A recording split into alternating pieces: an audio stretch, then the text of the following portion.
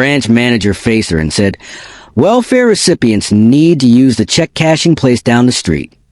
The branch manager laughed while pointing toward the exit. The entire staff joined in mocking her worn-out medical scrubs. Customers pulled out their phones, expecting another viral video of discrimination.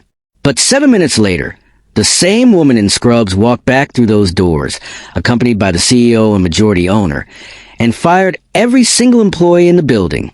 The branch manager, who called her a welfare recipient, terminated and facing federal charges. The tellers who laughed at her appearance, all are unemployed instantly. The loan officer who said people like her don't qualify for accounts, career obliterated. The security guard who tried to escort her out, banned from banking forever. But here's what will completely shatter your reality.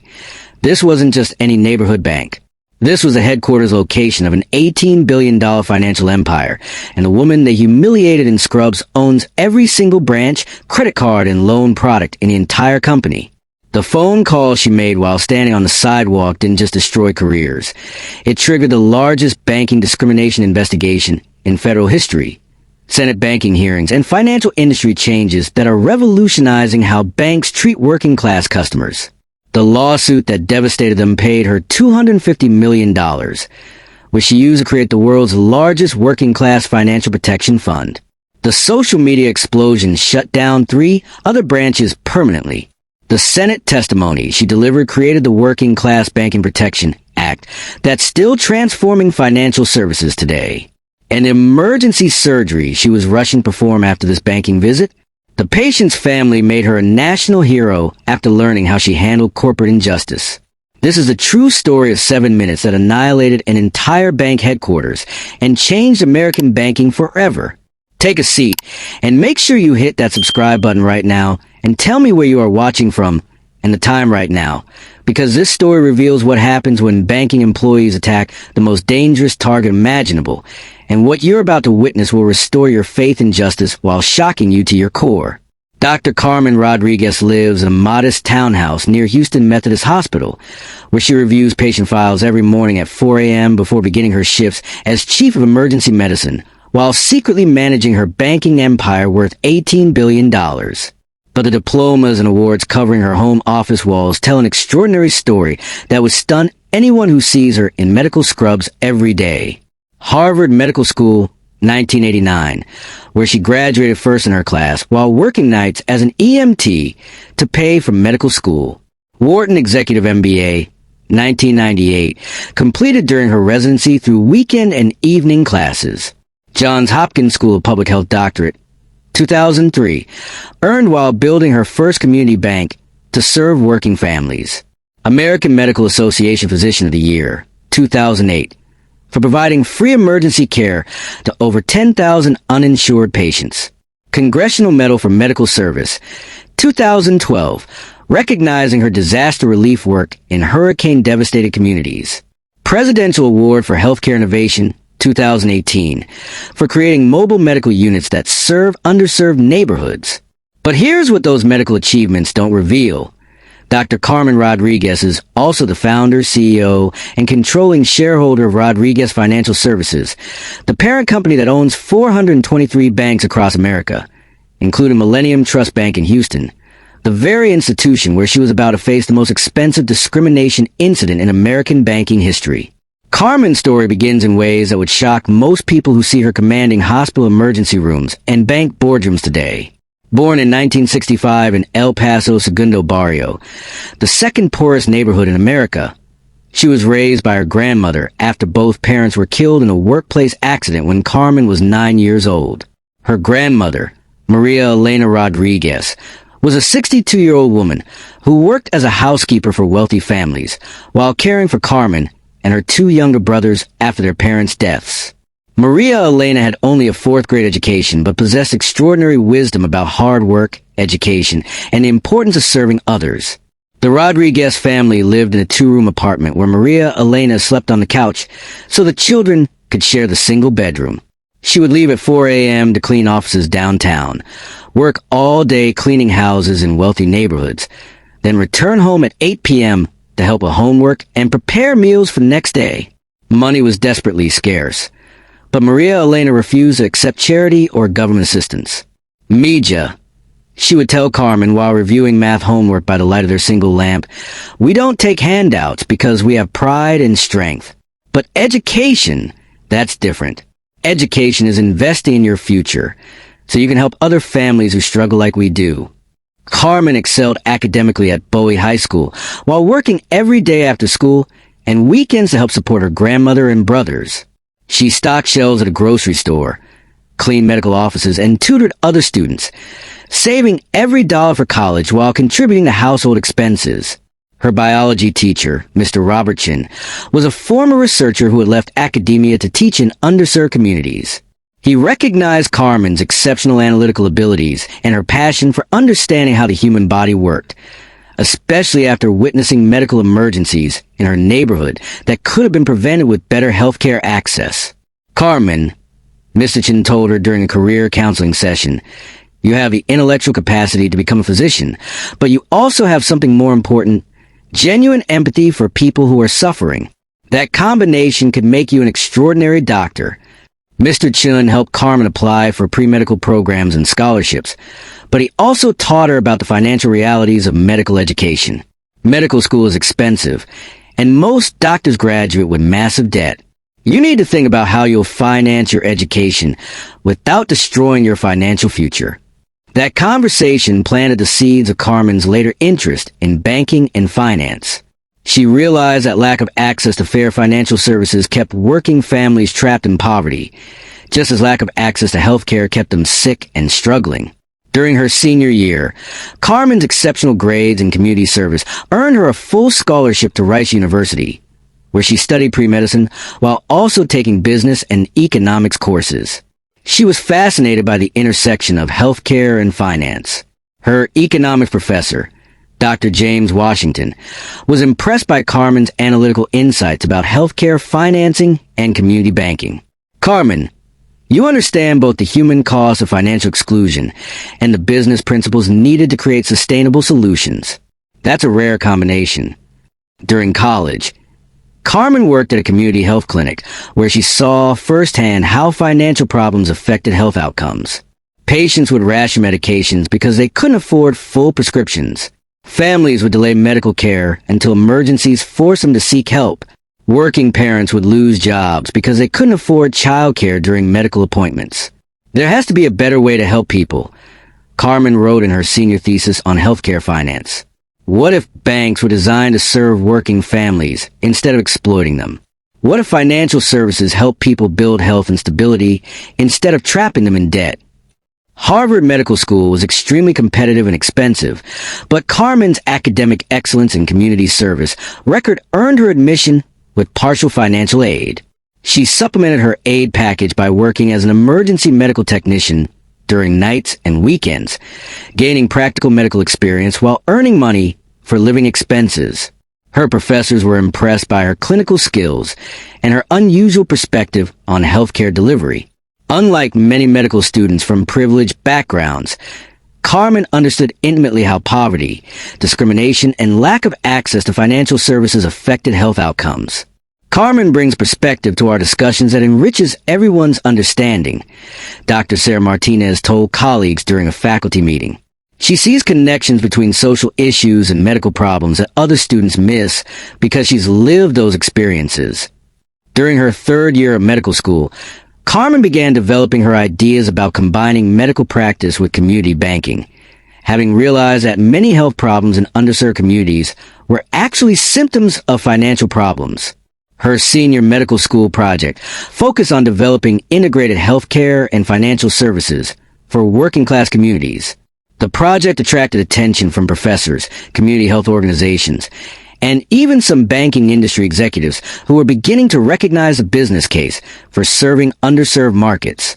After graduating first in her medical school class, Carmen completed her emergency medicine residency at Houston Methodist Hospital, one of the most demanding programs in the country. But even during her grueling residency schedule, she continued studying business and finance through evening courses at Rice University's Business School. Her residency supervisor, Dr. Michael Johnson, was amazed by Carmen's energy and dedication. Carmen works harder than anyone I've ever supervised, but she also has this vision of healthcare that goes beyond just treating individual patients. She wants to address the systemic problems that make people sick in the first place. During her residency, Carmen began developing her first business plan for a community bank that would serve working families, immigrants, and others who were excluded from traditional banking services.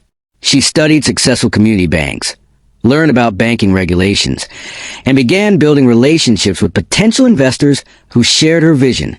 Her breakthrough came when she met Dr. Robert Martinez, a successful physician who had also built a chain of community health clinics serving underserved populations.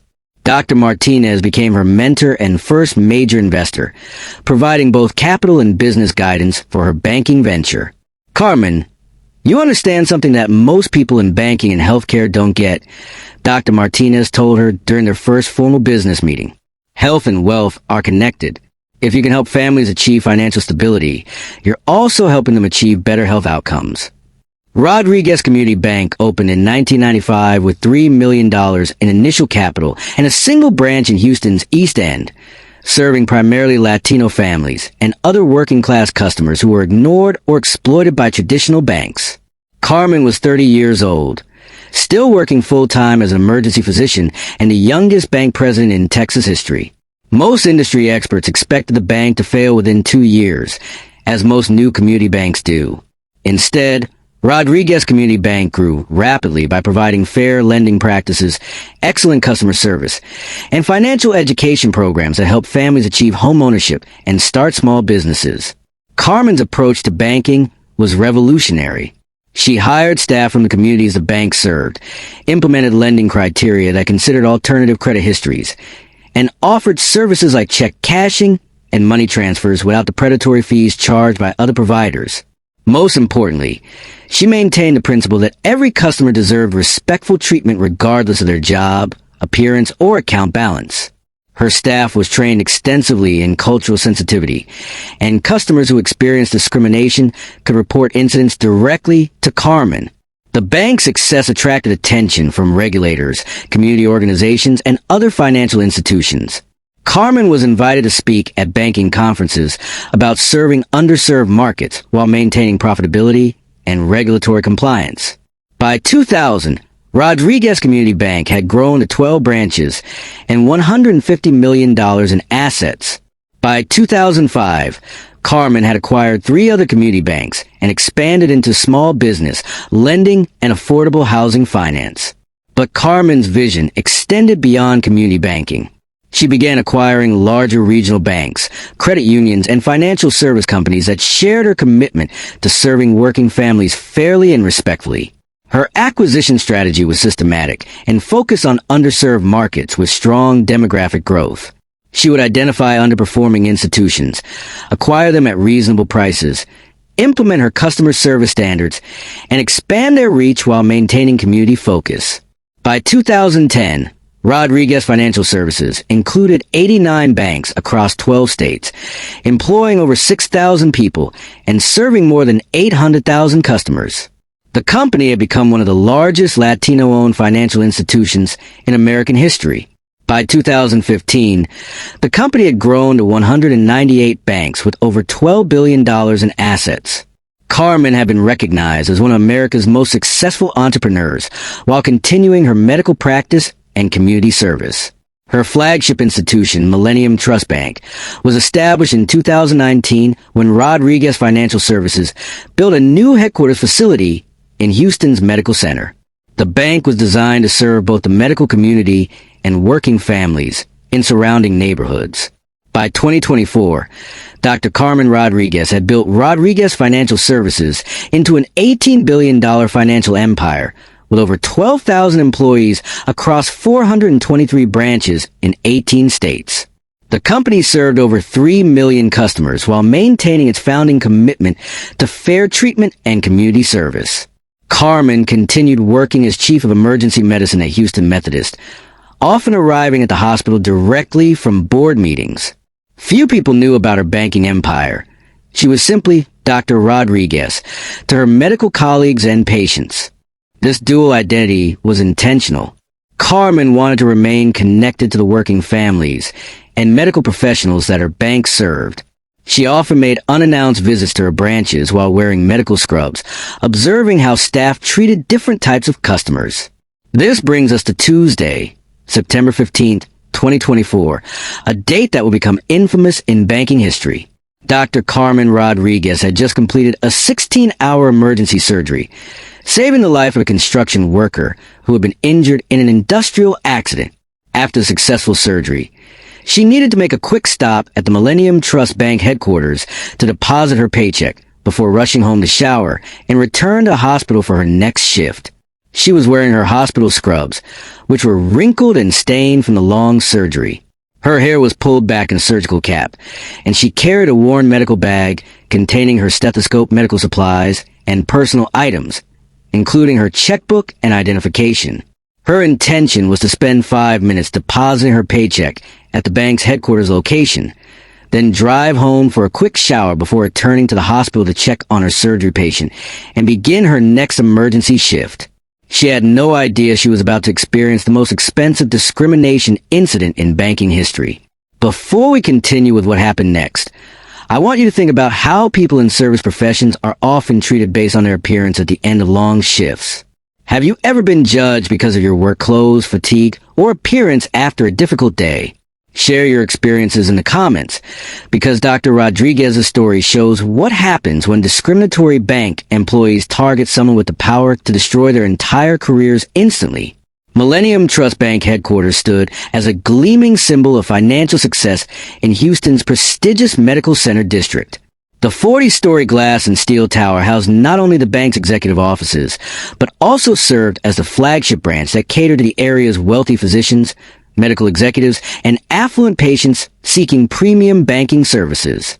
The ground floor banking lobby was designed to impress high-net-worth clients, featuring marble floors imported from Italy, crystal chandeliers, original artwork, and comfortable seating areas where private banking clients could conduct business away from ordinary customers.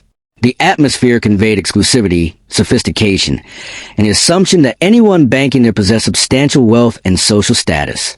But on this particular Tuesday evening, Millennium Trust Bank was operating under circumstances that Dr. Rodriguez was unaware of and that would prove catastrophic for everyone involved. The regular branch manager, Patricia Williams, was attending a banking leadership conference in Denver, where she was scheduled to present Rodriguez Financial Services' innovative approaches to serving diverse communities. The acting branch manager was Stephen Crawford, a 49-year-old banking executive who had joined Rodriguez Financial Services only 5 months earlier after being terminated from Wells Fargo for what his former employer diplomatically described as failure to embrace our diversity and inclusion initiatives. Stephen had been hired during a period of rapid expansion when Rodriguez Financial Services was acquiring multiple banks and needed experienced managers quickly. His impressive credentials and 22 years of banking experience had convinced the regional hiring director to offer him the position, despite some concerning comments made during his interview about maintaining appropriate standards for premium banking clients. Had Dr. Rodriguez interviewed Stephen personally, she would have immediately detected the class-based prejudices and discriminatory attitudes that had caused problems throughout his banking career. His approach to banking emphasized what he called preserving the prestige of premium banking locations and ensuring they attracted the right caliber of clientele. In practice, this meant implementing policies that made banking more difficult for customers who didn't fit Stephen's mental image of ideal bank clients, questioning customers who appeared to work in service industries, requiring additional identification from people in work clothes, and steering undesirable customers toward other locations or alternative banking options.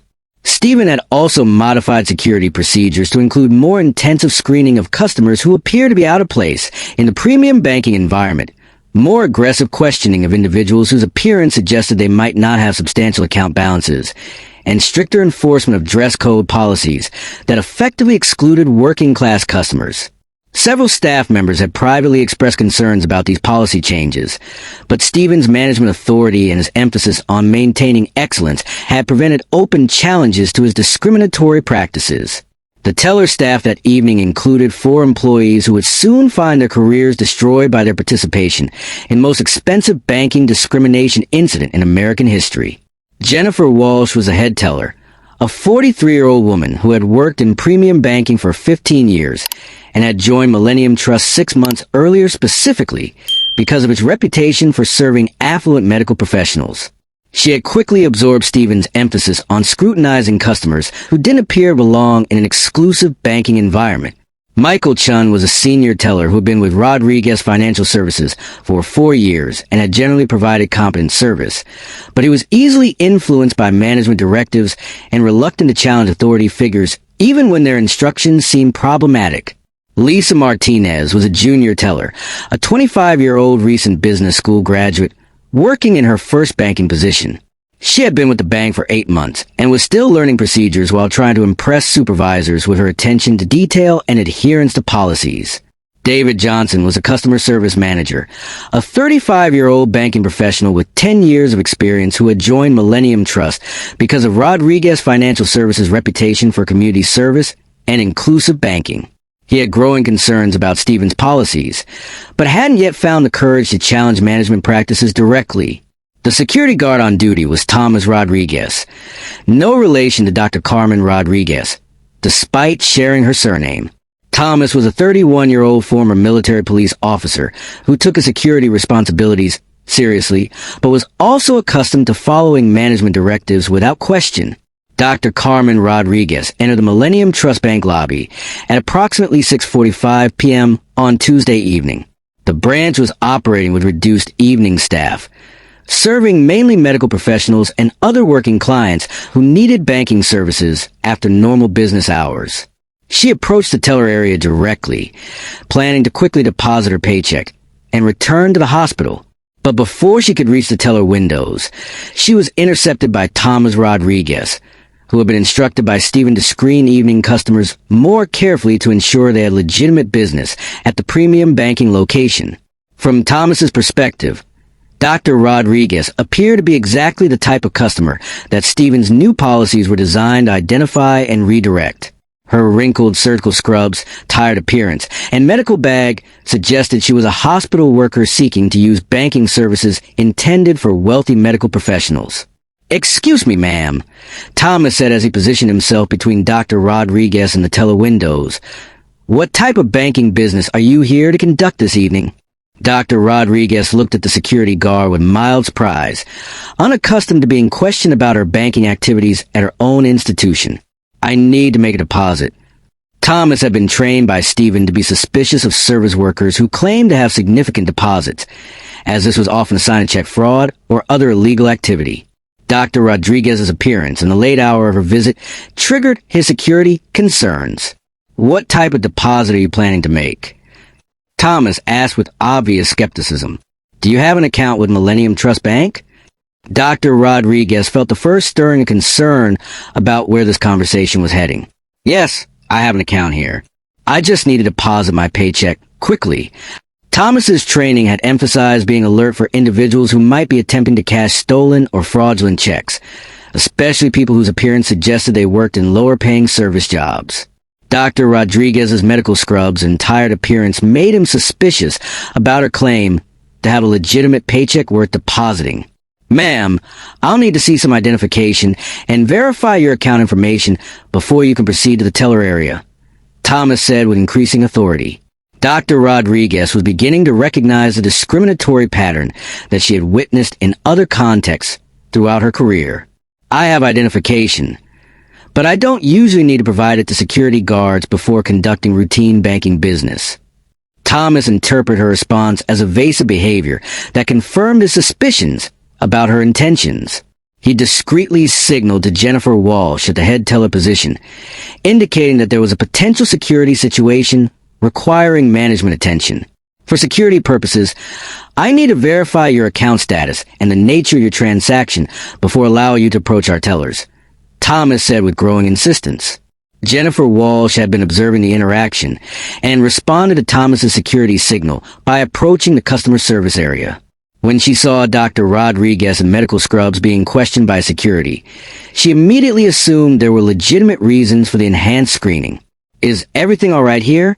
Jennifer asked, directing her question to Thomas rather than to Dr. Rodriguez. This individual claims to have an account and wants to make a deposit, but she's being evasive about providing identification and account verification, Thomas reported, framing the situation to make Dr. Rodriguez appear uncooperative. Jennifer looked Dr. Rodriguez up and down, taking in her wrinkled scrubs, tired appearance, and worn medical bag. In Jennifer's experience working at premium banks, legitimate customers dressed appropriately and didn't require security screening. "Ma'am, what type of work do you do?"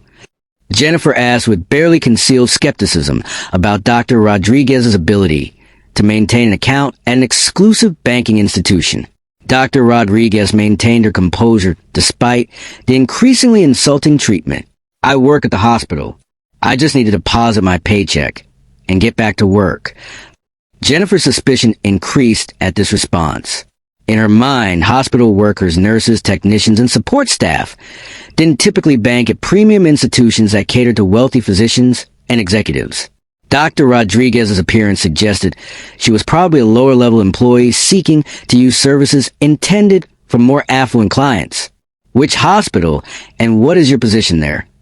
Jennifer asked, implementing the enhanced questioning procedures that Stephen had instituted for customers who seemed out of place. "I work at Methodist Hospital," Dr. Rodriguez replied, growing frustrated with the interrogation she was receiving for trying to conduct simple banking business. Jennifer assumed Dr. Rodriguez worked in a support position, housekeeping, food service, or administration, rather than as a medical professional. Her questioning became more aggressive as she attempted to determine whether Dr. Rodriguez actually belonged at a premium banking location. "What department do you work in, and how much is this paycheck you want to deposit?" Jennifer asked with obvious skepticism.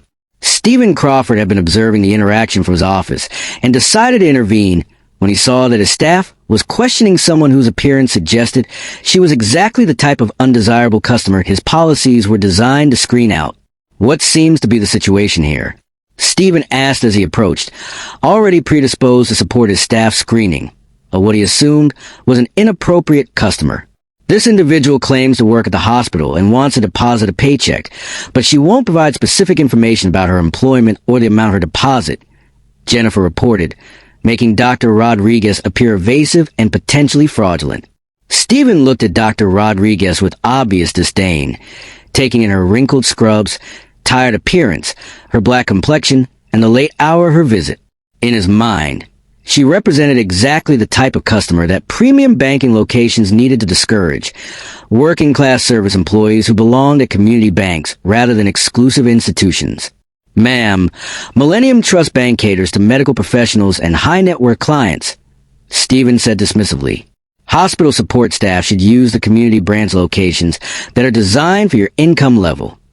The implication was clear and deeply insulting. Stephen had looked at Dr. Rodriguez's appearance and assumed she was a low-level hospital employee who didn't belong at a premium banking institution.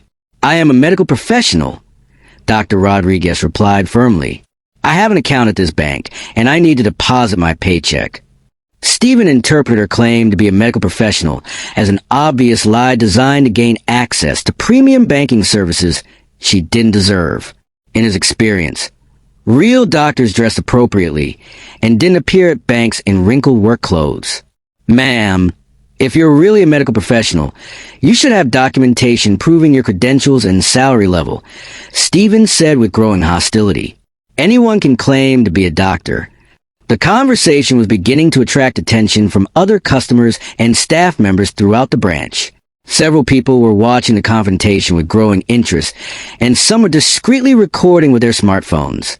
Dr. Rodriguez opened her medical bag and removed her hospital ID badge, medical license, and checkbook. She placed these items on the customer service counter with controlled frustration. "Here is my medical license and hospital identification," Dr. Rodriguez said. "I am Dr. Carmen Rodriguez, Chief of Emergency Medicine at Houston Methodist Hospital. I need to deposit my paycheck and return to the hospital to check on my patients." Stephen barely glanced at Dr. Rodriguez's credentials before dismissing them with obvious contempt. "Anyone can get fake medical licenses made. We see this kind of fraud all the time," The accusation that her medical credentials were fraudulent pushed Dr. Rodriguez toward the breaking point. She had spent decades earning those qualifications while building her banking empire, and now an ignorant employee at her own bank was calling her a fraud. These credentials are completely legitimate, Dr. Rodriguez said with rising anger. I graduated first in my class from Harvard Medical School, and I have been practicing emergency medicine for over 20 years. Stephen laughed dismissively at what he considered an increasingly absurd story. Right, and I'm sure you went to Harvard Business School too. Ma'am, we don't have time for these elaborate stories. You need to leave this branch and find a bank that serves customers at your income level. The interaction had now escalated to the point where other customers throughout the branch were openly staring and recording what appeared to be a clear case of racial and social discrimination against a medical professional. Several people looked disgusted by Stephen's treatment of Dr. Rodriguez. Michael Chun and Lisa Martinez of the teller windows were watching with obvious discomfort, recognizing that the situation had gone far beyond normal customer service issues. David Johnson was observing from the customer service area with growing alarm about the discriminatory nature of the confrontation. But Stephen was too committed to his assessment of the situation to reconsider his behavior. In his mind, Dr. Rodriguez was a persistent fraudster who was now claiming increasingly ridiculous credentials to gain access to premium banking services. Ma'am, I'm going to ask you one more time to leave this branch voluntarily, Stephen said loudly enough for everyone in the bank to hear. If you refuse, I'll have security escort you out and contact the police about attempted bank fraud. The threat of arrest and fraud charges was the final insult Dr. Rodriguez would tolerate. She had been working for 16 hours, saving a patient's life, and now she was being threatened with arrest for trying to deposit her paycheck at her own bank. This is discrimination based on my appearance and your assumptions about my profession, Dr. Rodriguez said clearly and loudly. You are violating federal civil rights laws and banking regulations. Stephen's hostility increased rather than decreased at the mention of civil rights and discrimination. Ma'am, you are not being discriminated against. You're being asked to follow the same procedures as everyone else. We don't serve welfare recipients here anyway, Jennifer Walsh added from behind the customer service counter. There's a check cashing place down the street that handles people like you. The phrase people like you and the assumption that Dr. Rodriguez was a welfare recipient sent shockwaves throughout the Millennium Trust Bank lobby. Several customers audibly gasped at the blatant racism and classism being displayed by bank employees.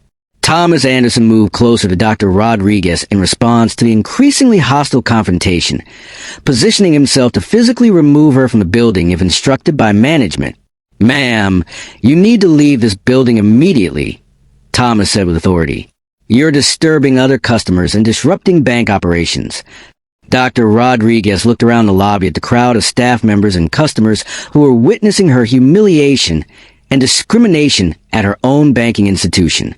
She saw employees who worked for her company treating her with contempt based on her appearance after a life-saving surgery. But Dr. Rodriguez had not built an $18 billion banking empire by accepting other people's limitations or backing down when confronted with injustice. She had not overcome poverty and discrimination to become one of America's most successful entrepreneurs, only to be intimidated by ignorant employees who had no idea whose bank they were working in. As Thomas Anderson reached toward her arm to escort her from the building, Dr. Rodriguez calmly pulled out her smartphone and speed-dialed a number from memory. This is Dr. Carmen Rodriguez, she said clearly and loudly enough for everyone in the branch to hear. I need you to immediately conference me with our corporate legal department, federal banking regulators, and our crisis management team.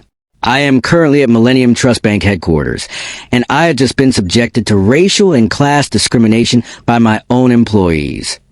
The words "my own employees" caused Stephen Crawford to pause his aggressive behavior and look at Dr. Rodriguez with the first hint of uncertainty he had shown during the entire confrontation. Dr. Rodriguez continued her phone conversation while maintaining eye contact with Stephen and the other staff members who were listening with growing alarm. I also need you to contact the FBI Civil Rights Division, the Office of the Comptroller of the Currency, and the Texas Department of Banking. We have civil rights violations and regulatory compliance failures that require immediate federal intervention. Stephen was beginning to experience doubt about his assessment of the situation, but his pride and commitment to the confrontation prevented him from reconsidering his actions or apologizing for his behavior. Dr. Rodriguez walked toward the bank's entrance, followed by Thomas Anderson, and was observed by dozens of witnesses who were recording everything on their smartphones. But instead of leaving the building, she stopped just outside the entrance and continued her phone conversation in a voice that carried clearly to everyone inside the branch. This is Dr. Carmen Rodriguez, founder, chairman, and chief executive officer of Rodriguez Financial Services, the parent company of Millennium Trust Bank, she said with unmistakable authority. I had just been discriminated against and threatened with arrest at my own banking institution by employees who assumed I was a welfare recipient based on my medical scrubs after performing emergency surgery. The response was immediate and filled with professional urgency. Dr. Rodriguez, this is Linda Martinez, General Counsel for Rodriguez Financial Services. What is your current situation? Are you safe? Do you require immediate assistance? Linda, I am physically unharmed, but I need comprehensive documentation of this incident for criminal and civil legal proceedings, Dr. Rodriguez replied. My immediate priority is ensuring that everyone involved in this discrimination faces appropriate consequences. Dr. Rodriguez, I am personally dispatching our corporate security team, executive management, and federal investigators to Millennium Trust headquarters immediately. I am also notifying banking regulators and law enforcement about these civil rights violations. Stephen Crawford was standing near the bank entrance, listening to this conversation with growing horror as he began to understand that he had just committed career suicide by discriminating against the owner of the entire banking company. Linda, I want everyone who participated in this discrimination terminated from Rodriguez Financial Services immediately, Dr. Rodriguez continued. The acting branch manager who called me a welfare recipient, the head teller who made racist statements, the security guard who threatened to arrest me, and any other staff who participated in this treatment. Consider it done, Dr. Rodriguez. I am also implementing an emergency review of all policies, procedures, and management practices at Millennium Trust to identify how this discrimination occurred without corporate oversight. Within minutes, Dr. Rodriguez's phone was ringing with calls from federal banking regulators, FBI civil rights investigators, and her executive team members who were coordinating the company's response to the crisis. Dr. Rodriguez, this is Robert Chun, Chief Security Officer, came one voice clearly audible to staff members gathered near the entrance. I am en route to Millennium Trust with federal agents and a full investigation team. This is Patricia Williams, Chief Human Resources Officer, came another voice. I am implementing immediate termination procedures for all employees involved and emergency retraining for remaining staff. This is Michael Rodriguez, Chief Operating Officer, came a third voice. I am contacting media outlets and civil rights organizations to ensure appropriate coverage of our response to this discrimination. Stephen Crawford, Jennifer Walsh, Thomas Anderson, and the other employees involved were standing in complete shock, finally understanding they had discriminated against the owner and CEO of their own company. Dr. Rodriguez walked confidently back to the entrance of her own bank, past the employees who had just discriminated against her, and directly to the center of the main banking floor, where her voice would carry to everyone in the building. Ladies and gentlemen, Dr. Rodriguez announced, I am Dr. Carmen Rodriguez, founder and chief executive officer of Rodriguez Financial Services, the parent company that owns this bank and 422 other financial institutions across America. The branch fell silent as customers and employees absorbed the revelation of Dr. Rodriguez's identity and the implications of what they had witnessed. What you have observed represents the most serious violation of our company's values and commitment to equal treatment that I have encountered in 29 years of building this organization, Dr. Rodriguez continued. She turned to face Stephen Crawford directly. Stephen Crawford, you discriminated against the founder of this company based on assumptions about my profession and social class. You called me a welfare recipient and threatened to have me arrested for fraud. You are terminated immediately and will face federal criminal charges. Stephen's face had gone white as he realized his banking career was over. Jennifer Walsh, you made explicitly racist statements and participated in denying services based on discriminatory assumptions. You are terminated from Rodriguez Financial Services immediately. Thomas Anderson, you threatened to physically remove the owner of this bank based on discriminatory instructions from management. Your employment is terminated immediately. Dr. Rodriguez addressed the remaining staff members. Michael Chun, Lisa Martinez, and David Johnson, you witnessed discrimination and civil rights violations without intervening or reporting them. Your employment is terminated immediately. Every employee who participated in or failed to report this discrimination is no longer employed by Rodriguez Financial Services. We will rebuild this branch completely with staff who understand that discrimination has no place in our company. Corporate security, executive staff, and federal investigators began arriving within 15 minutes. Stephen Crawford was arrested and charged with civil rights violations. Jennifer Walsh and Thomas Anderson faced similar charges. The incident triggered the largest banking discrimination investigation in federal history. Within 24 hours, videos have been viewed over 300 million times globally. The story dominated financial news for months. Dr. Rodriguez called a major press conference where she announced a 40-point plan for eliminating discrimination in banking, including a $250 million fund for discrimination prevention and victim compensation. The criminal cases resulted in significant prison sentences for all involved. The civil lawsuit established the largest banking discrimination settlement in American history. Most importantly, the incident led to the passage of the Working Class Banking Protection Act, federal legislation requiring comprehensive anti-discrimination training and creating new penalties for banking discrimination. Stephen Crawford's career was permanently destroyed. After serving 18 months in federal prison, he was unable to find employment in any customer service industry. The Millennium Trust headquarters was completely restaffed within 2 weeks. The branch became a model for inclusive banking practices that other institutions studied and implemented. Dr. Rodriguez continued practicing emergency medicine while expanding her banking empire to serve working families nationwide. The Rodriguez Foundation, funded by her lawsuit settlement, became the largest organization fighting financial discrimination. The patient whose life Dr. Rodriguez had saved during the surgery before this incident learned about her experience and organized a community campaign that resulted in her receiving the Presidential Medal of Freedom for her contributions to healthcare and financial justice. Dr. Rodriguez's story became legendary proof that discrimination has severe consequences regardless of who commits it or who the victims are. Her response demonstrated that individual courage combined with institutional power can create comprehensive systemic change. The 7 minutes between Dr. Rodriguez being refused service at Millennium Trust and her return as CEO, who fired the entire branch, became the most expensive discrimination incident in banking history, sparking changes that continue protecting working families nationwide.